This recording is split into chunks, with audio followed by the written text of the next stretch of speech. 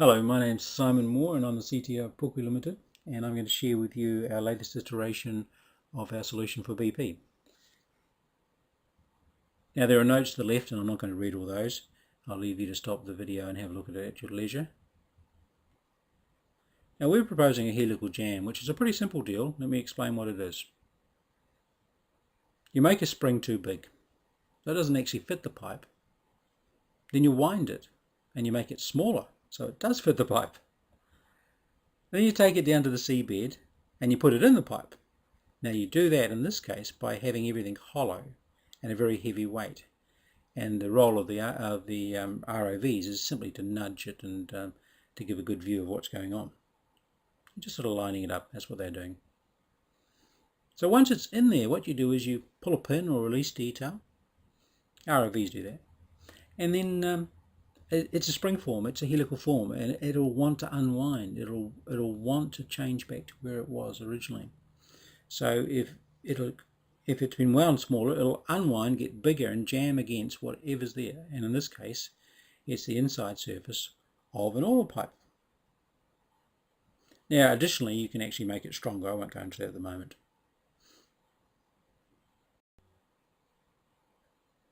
Now, we've been on TV, and I'll leave you to have a look at these if you wish.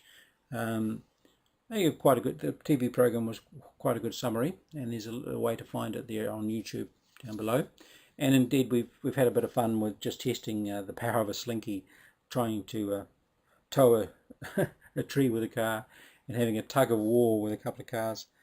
So, sort of lightweight fun, but nevertheless, behind it all is serious science. Serious science that shows that something that you wouldn't expect completely over-delivers, and that is a plastic slinky, 40 cents American. And there's the specifications of the slinky. Right, now one of our key advantages is that a lot of the processes and work can be done before it's taken down there. And really what you're doing is you're putting it in there and letting it go. So you can come back to this at your leisure. I'll move on. Here's an internal view. As you can see, it's pretty slender. In fact, it probably could be a lot more slender than this. There are two key parts there. Obviously, the internal structural element and the main bit, if you like, is the helical bit on the outside. Sealing can be done in a bunch of ways, actually. There's about 3 or 4 ways it could be done. Now, we've made some metal samples as well as playing around with plastic slinkies, and we made one from get to go in the morning, so it was admittedly 1/19th scale, so it was a bit small, but nevertheless, large machinery. This is basically a lathe job, and spring steel or some other high tensile steel, rubber suitable for marine environment, and some sort of release detail, or holding and release detail. You'd obviously have valving on it. Now I could run through this, but I won't. Some of these have been touched on in previous slides and will be probably in the next couple of slides. The key point though is number 8. What we've got is something which is very site suitable. It's something that can be pre-assembled, taken down, let go, and the force required by the ROVs is rather minimal. Now to the left there, there is a note about what you could connect to with a pipe at the bottom of the sea, and just recently we've realized that the inside of the pipe really is not being considered at all. And I think the latest thing is that the next version is going to try to remove the flange, which obviously would be very easy if you could actually get to it in the normal way on the surface of a ship, but you can't. So what are we doing? We are locking something using friction, elasticity, and it's a surface area deal, and we're using spring form. Now actually all these things are pretty normal, so we've got here some problems that people have presented and some answers, but I just really want to address that general notion that what we're doing here is we're using physics as our friend. Friction is everywhere. If you walk along the street, you're using friction. If you clap your hands, you're using friction. If you write on a piece of paper, you're using friction. If you stop a car, you're using friction. If you corner, you're using friction. Springs.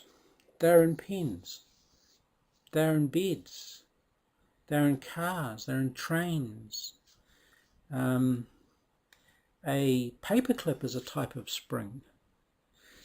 You know, the spring in a car that operates the valves can go 1 billion times in the life of a car, apparently. So look, my point here is that what we're using is friction and elasticity and spring character and so forth. These are normal things, but we're just using them in a slightly sneaky way. The sneaky way is that we're designing everything so it doesn't fit, and and basically using that to our advantage.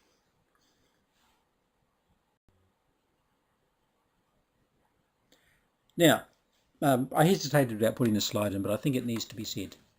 Well, first of all, BP didn't really put out a wish list, and we've been designing blind, which has been a bit of a problem. So here we are 3 or 4 weeks into it, and we now have a much better sense of what we're designing to. But just a couple of days I came upon this, and it is a bit of a concern, really. It would appear that BP might have closed their mind to the inside of the pipe.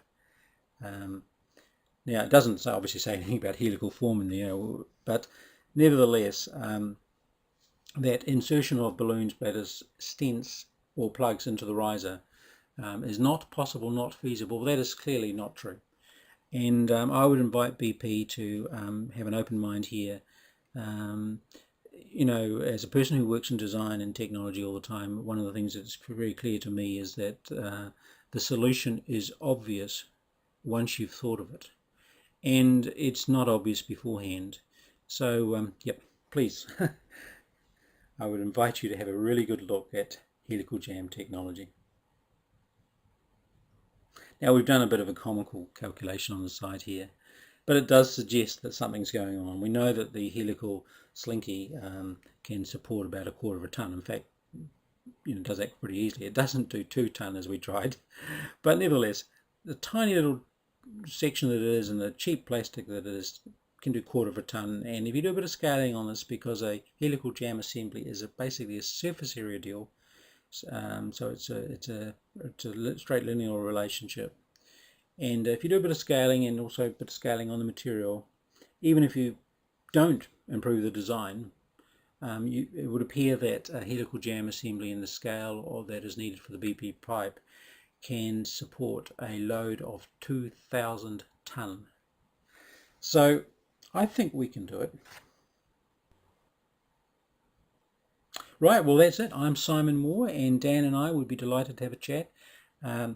This is our space: helixes, friction, elasticity. You know, we've got a bunch of things going on, and hose connection, fasteners, and we're basically applying stuff. We didn't even have to file a patent here. But look, this is not about patents and stuff. This is really about helping you guys solve what is a terrible problem. So give us a shout. We'll be delighted to help. Thanks for that.